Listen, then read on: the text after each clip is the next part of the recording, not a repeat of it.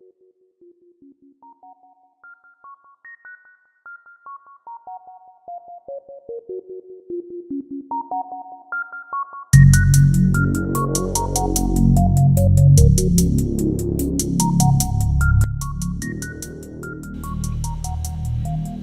I am James Mahoney, writer, filmmaker, storyteller, dreamer, dungeon master, aka Dorgan Kishu, aka Dark Jade. Threw a couple pseudonames at you. You know, I've been doing a lot of Dungeons and Dragons related videos on my Dorgan's Domain vlog, also some additional videos on here that in regards to certain things that have to do with story or whatnot. But I thought it might be a good idea. I also did a video where Who is Dorgan Kishu? Talked a little bit about my Dungeons and Dragon history and things like that. But I was thinking last night that I should probably do a video of Who is James Mahoney? About me, as opposed to just my Dungeons and Dragon pseudonym Dorgan Kishu. I am a writer, filmmaker, but I'm going to try to go in order a little bit here. Growing up, it was my brother who was 15 months younger than me. Me and my mom. I had two sisters that were kind of not around, older sisters after the divorce. My dad remarried, moved to Arizona. Anyway, we had a very imaginative youth. She kind of gave us the living room as we grew up, and we used to take all the action figures, line them up, and all the vehicles, and line them up and roll a six-sided die. And whatever that we rolled, that's the team they were on, and we'd make 6 forts. And so the results were random, so then the results of we call them wars, but they didn't always end in total annihilation. Sometimes they ended in peace, but we created a lot of storylines. Touching on that, just that whole rolling of the dice, the randomness was made it very cool. When I'm older than I look. I am 48. I think I'm older than I look. I saw the original Star Wars when I was 8 years old, and then Empire Strikes Back was 3 years later when I was 11, and those two movies really secured the idea that I wanted to be a filmmaker. The characters and the character development and the story scope, the fact that they started on chapter 4 and then went back later, everything about it just inspired me. I mean, not to say much, these movies have done very well and they have a huge following, but they made me want to be a filmmaker. When I was like 11 years old, I started writing a fantasy novel called One Night, and it's a play on the word. Showed it to my dad, who wasn't around. I mean, he would come see us once in a while, and he read it and he told me I was a writer. That's the first time anybody had ever said anything like that, and so it had a pretty big impact on me. And then my brother and I kind of had it rough at school. We missed a lot of school. Our mom was kind of anti-public schools, and so my camera, I don't know what was going on when I filmed this. Obviously I'm wearing a different shirt. It's probably 2 days later or something. So I lost a bunch of footage. So I jumped from age 11 to 41 or whatever. Anyway, so I'm gonna start kind of where I left off. I was talking about how my brother and I had a tough time in school. My mom was kind of anti-public school system. I think I may have mentioned that. So we missed a lot, and then the kids would give us a hard time, so then we'd miss more. By 8th grade, I literally missed a third of the year and was miserable. And so my dad offered me to move to Arizona, where he was remarried, and so I moved out there, and which was a good experience. Spent some time with my dad, and also given my brother and I an opportunity to separate and kind of develop our own identities. I mean, we were very different, but we were so close growing up. You know, it was good for us to have some space to kind of just get into where, you know, I turned 16 and he was 14, 15. So after 9 months of living there, 9th grade, I was ready to come home. I missed my mom and her boyfriend, who she'd been with since '78. I may have mentioned that before. Really great guy. And then and I missed my brother most of all. So I came back, and my brother wanted to pursue being an actor. So he joined a local community theater group and talked me into joining it. I was a very shy kid growing up, so I joined this theater group. He convinced me to join his community, and it was and ended up doing it for 3 years. We did Shakespeare. We did 3 Shakespeare plays, 2 children's plays, and a Christmas play. I loved it. I loved theater. For my brother, he came to the realization that he wasn't going to be discovered, and so he gave up on pursuing acting. And I came to the realization that I was in love with theater, and I loved particularly Shakespeare. So it was an amazing experience, life-changing experience. It also helped me with my shyness. Yeah, so after that, into my 20s, I really wanted to get into filmmaking. I really wanted to at least do screenplay writing, but I wanted to be a filmmaker, but there were reasons why I didn't end up pursuing it in my 20s, or early 20s and mid 20s. And I just worked at this job and ended up in this company 8.5 years, did well, was in medical, was selling wrist braces, knee braces and all that, but I became more and more shut down, unhappy, not using that creative part of myself, which is really who I am. Is, I just love to create. And yeah, so, but when I was 27, I did join a production of Hamlet, and we practiced sword fighting on rooftops of LA, and these like industrial places that have been turned into apartments or houses. It was an amazing experience. I always got kind of small roles, and it was fine. That's true in the original productions that I did. I played usually a couple different roles, and I enjoyed the variety anyway. And it's okay that I didn't get lead roles. Acting, I wasn't pursuing acting. I just loved theater. I loved behind the scenes, and I loved all and I just loved it. Yeah, so I did Hamlet in 27 when I was 27, and when I was or 28, and then the following year I did Measure for Measure, another Shakespeare play, and once I hit 30, I had a lot of changes. I decided to start a band. It was just something that I was kind of interested in doing. I did some singing and rhythm guitar, electric rhythm guitar. Never like performed anywhere, just but we rehearsed, and it was really great. One of the guys from Hamlet found out I wanted to start a band, and he literally went out and bought a bass and learned how to play it just so he could be in the band, and we had a lot of fun. But when I was getting more towards 31, I just finally was like, some changes had happened in my life, and I realized I could pursue filmmaking if I wanted, and I decided to leave the good paying job and the band, which they were not happy about, and moved to Oregon, where my brother was located. My brother and I were very much separated in our 20s. So close when we were young. We were like closer than twins. What I mean by that is we were close. Anyway, yeah, so he went away. He met a girl pretty young, and got married, had a baby, and lived in Oregon. And I decided to move there and reconnect with him. He had been reaching out to me a lot. And I bought a video camera, lived off my savings for a little while. I did some more corporate jobs, walked away from it again. I just couldn't be in a cubicle anymore, and lived off my savings for several months. And I wrote and directed. We did stuff with action figures, so we could do like angles and lights and kind of a miniature version of a production. But then I also did some filming with some people that weren't actors, and I wrote all this stuff. I also came to the realization that I thought I just wanted to be a director, but by the time I was 30, 31, I really realized that I enjoyed writing the things that I directed too, so I was more of a writer-director, and like my dad had said I was a writer, but it kind of came around. And then because I was 30, 31, I kind of wanted to produce my own stuff, so yeah, so anyway, did a lot of messing around, projects out there, and but after being in Oregon for about 7 or 8 months, I started missing California. Mostly the gray weather kind of got me down.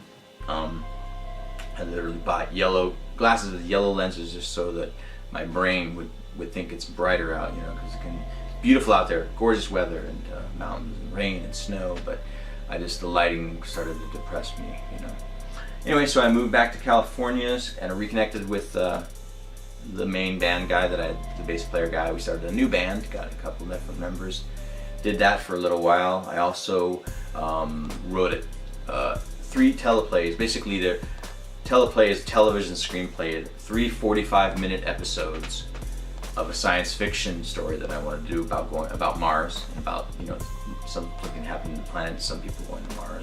Now Mars is like literally about to happen, so it's not, Mars isn't even sci-fi anymore. But yeah, at that time the Sci-Fi Channel was out, I thought about pitching it or whatever, so I wrote those. Then I actually built some miniature sets and did some, and custom painted some action figures, and actually produced a little micro version of it. More elaborate than what I did with my brother, where we just filmed action figures. I actually made a mini set. But I really wanted to work with actors. I wanted to do short films for festivals, and my brother was trying to get me back in Oregon, and because I told him I said I really want to work on short films if I come out there. So we went out there, and then his life was kind of a catastrophe, so things were tough. It was just after 9/11, there was no job. I was having time getting a job, and then he wasn't able to work on films, and out of frustration, I wrote a short film called If Not Now. I'll put the link down below. Called him, said, hey, can I come out? You have an hour to spare, because he was always busy with he had 2 kids now, and anyway, he was having a hard time, and so I asked him if I could borrow him for an hour, and about an hour and a half we filmed a 5-minute short film. I spent 8 to 12 hours that night editing it together. They didn't think I'd be able to make anything of it, but I was able to deliver the story. It was about 2 brothers, one trying to get the other brother to work on film, so it was kind of a little bit of a parallel what was going on a little bit, but with a twist. Yes, I'll put the link down below. It's actually on my original YouTube channel, which was not for my production stuff, but yeah, so I'll put that down below. Yeah, so then I submitted to a film festival and got it in. It was between New York, Las Vegas, or Los Angeles. They were going to be having festivals in each of those locations, and I chose New York because even though I grew up near LA, I kind of avoided LA. It wasn't my thing, and but I've always been drawn to New York. Also a Yankees fan, but that came later. But anyway, yeah. So then I grabbed my dad, we flew out to New York to see it up on the big screen, and it was not that big of a screen, but it was. I really felt I was a filmmaker. It was funny. I realized that made me feel like, okay, I am a filmmaker. You know, once you've actually gotten something on there. Yeah. So that was really a great experience. But then I actually went. Not that long after that, I went through some health issues, and I ended up needing to step away from film. Sadly. I tried to do it again, and it was just cause I ended up going through some trauma that my health got better, but I went through some trauma during all of it, and then I was dealing with anxiety issues, and so that was difficult. And then from like 2003 to 2000, well, all the way even through now, I dealt with anxiety stuff. But what happened was that in 2003, when I really went through the trauma, and I moved back home, and I tried to move, but near my brother, who was then in Northern California, and then tried to get some more film stuff and more theater stuff going, but I was having issues with anxiety. Finally I said, you know, I gotta just chill out. So I literally moved back into my mom's with her boyfriend, and it's where I grew up, and we're really close, so it's not really a big deal. But yeah, I literally like just set up, put all my, well, first what I did is I started writing screenplays. I actually skipped some stuff. In 2002, when I did this short film, I also wrote a play, and I also wrote my first draft of a feature film screenplay. I wanted to write feature film screenplays so I could sell them, use the money to produce my films. I worked on screenplays in 2004, wrote a couple other ones, but I didn't, just first drafts. And but I completed this one that I had started in 2000. Put a couple hundred hours into it. Tried to get an agent to read it, no luck. And then I played World of Warcraft for like 4.5, 5 years, which was great. I just stepped away from all my dreams and everything. I just needed to, you know, chill out for a while. And then, but then around 2005, 6, I did hire an artist to do some drawings of White Jade. Sorry, of my screenplay, which is White Jade. I hired an artist to draw some drawings in case I wanted to pitch the script to somebody, because a lot of times people that are producers don't necessarily, when they read a screenplay, they don't visualize it. So I was gonna have some drawings done of White Jade, and then I liked the artist. I liked the work so much, I hired the artist to do 8 comic book pages for the screenplay, and decided I was going to try to submit those pages to some comic book companies. I can't draw. If I could draw, man, I'd be doing comic books, but instead I've got all these stories in my head. But anyway, yeah, so no luck with the comic book companies. Put it all down again in 2000. That's when I started playing World of Warcraft. And then 2011, I kind of chilled out on World of Warcraft, played a little bit, some of it, but I started a creative writing blog for the next year and a half. I wrote blog stories and a blog series and novellas and fantasy novels, and none of it was edited. It was just like a writing stream just for me to. Originally, I wrote things about things that are important to me, like knights and dragons and Star Wars and all the things that meant a lot to me and that inspired me. But then I shifted over into writing stories and whatnot. And then in 2012, I self-published my first poetry book, and then I self-published my first novella. I also self-published the 8 comic book pages as just a partial comic book. And yeah, and in 2013 took a break. 2015 I self-published my second novella in the series.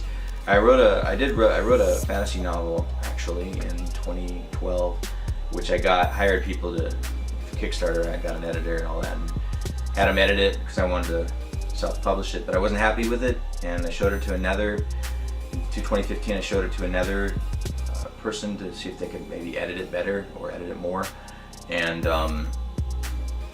they were a writer, and they asked if they could rewrite some things. They rewrote some things, and I loved it so much I decided I want them to rewrite a lot of my book and just have them be a co-author. And sadly, they're a very busy person, and we haven't been able to make that happen, so my fantasy novel is on hold. Yeah, so anyway, this video might be too long, we'll see. But anyway, yeah, so what happened at the end of 2015 was cool. I was really missing filmmaking. I mean, it's my greatest passion. You know, when I was 5, I wanted to be a baseball player. That never happened. I never even pursued it. And then Mom said I mentioned baseball once. We lived in a little canyon, and it was just hard for a single mom to get us to practices, so I didn't even try. And then Star Wars inspired me to pursue film. So anyway, in 2015, I made a mock trailer of the White Jade, because what happened is YouTube was getting huge, and people were putting things on YouTube. You know, you didn't have to just. There was another place for creators to put things. You know, I didn't have to just like sell my screenplay. I decided I did this mock trailer of White Jade, and even though it's rough and all that, I was so inspired by it that I decided I was going to make it into a 16-part web series. So in in the beginning of 2016, I began pre-producing my web series. Part of the reason I did that was my anxiety had gotten better, and I was, because I wasn't going out a lot, and I started going out a lot more in 2016, and anyway, my anxiety got a lot better, and as soon as that wasn't a hindrance, I was just like filmmaking, just like right where I left off. And yeah, so I spent 8-9 months, March through October, pre-producing White Jade. I mean, just piling 80 hours a week. I don't know how many hours a week into it. I casted, by the end of the pre-production, I had 9 actors casted. I had a visual effects person that was going to take place in future Japan, so he was going to help me with that part of it, with his ability to do visual effects. None of these people all of them were going to be doing it for free, including that guy. And then I had found a makeup artist. I had found somebody that was going to help with the fight scenes, but he also knew swordplay, so we did some sword training. I mean, it was a really great year last year. Pre-production was great, but sadly, I noticed as time went on, I was a couple things. Like I was getting a little burnout. I was doing most of it on my own, and I had an associate producer, but she was the lead actress, but she also had a job, and it was but she helped me some, but she wasn't able to do it all the time. She definitely helped me with casting because she had studied acting, and she put them at ease and was able to ask some insightful questions and whatnot. And then the guy who did the visual effects, I decided he was going to be my assistant director, and but he got real busy. And by the time he was going to join me on the production, we had a couple conversations, and I felt like we weren't clicking, we weren't communicating well. Anyway, but he's just a really great guy. But in the end, I ended up parting ways with him, and it was like a huge loss. An amazing guy, really talented in the visual effects, and trying to find other people to do visual effects for free, and it just isn't happening. Yeah, so that's like New Tokyo. That's like future tests. That's anyway. Yeah, so there's that, and then I went through lost one of my uncles. Is like my third uncle that I've lost, that was my uncles that I grew up with. And the other two kind of had health issues. This one did not. But he was, like 70 or so, and he, anyway, it hit me really hard. The combination of that, losing him, pre-production, losing the guy, the visual effects guy, but also pre-production I'd built such a momentum with the production, and I was kind of tired and stressed, and I ran into a whole new thing. There's people that are afraid of failure, and there's people that are afraid of success. I found that when I got in September, I was doing some rehearsals, and it was going so well, and it just hit me that like I was responsible. I was the one that was going to make this happen or not make this happen, and I felt a little overwhelmed by it. And part of it was just that I had been for 8 months, just like I said, 80 or more hours a week, eat, sleep, drink. There were periods where I couldn't even sleep. Typical filmmaking thing. You hear about these projects that take forever to make, and etc. Anyway, yeah, so it was all normal. It was all learning experience. It was amazing. It was amazing. The hardest part of it is I literally, before I started filming today, or this part of it anyway, now that I have the better disc on there, it seems to be working. I literally had to email my actors and just say that the project's on hold, which broke my heart. But I really kind of wanted to, I mean, they're busy. They're doing their own things. Actors are used to this, I'm sure, but it broke my heart because they had 9 really great actors, and the lead actors are just all of this, just amazing people. But I had to put White Jade on hold. I'm not, for personal reasons and different things. It's too hard for me to bury myself in that right now. So, but as a way to heal in the creative zone and have still an outlet for creativity, I got back into Dungeons and Dragons, something that I've always loved. And so I started creating all these videos, Dorgan Kishu, creating homebrew content, and now I'm actually looking into possibly self-publishing some modules. I don't want it to become a job. Filmmaking kind of became a job last year, which I wanted it to be my job, but it was stressful. I don't want Dungeons and Dragons to become a job, because then I'm going to run out of places for outlets to be creative without pressure or fun, right? Anyway, yeah, so that's kind of where I'm at. I'm just, doing D&D stuff, missing White Jade, missing that whole thing, but kind of needing to put it on hold. Yeah, so that's me. That's me, especially in respects to creative. I didn't get super personal in regards to other aspects, but yeah, it's kind of where I'm at. So appreciate you listening, and I hope, thank you to all the people in the D&D community that are checking out all my Dungeons and Dragons stuff. It's really, I'm loving it. To anybody else who happens to come across this video, thanks for checking out Legends Productions. I will continue to produce things like the Dungeons and Dragons videos, and hopefully maybe some projects. I would love to do some Shakespeare and put it online, but I'm really ambitious, and I'm not always I'm finding I'm not always up to it. So I'll figure it out. Thanks again, and I'll see you on Twitter or elsewhere.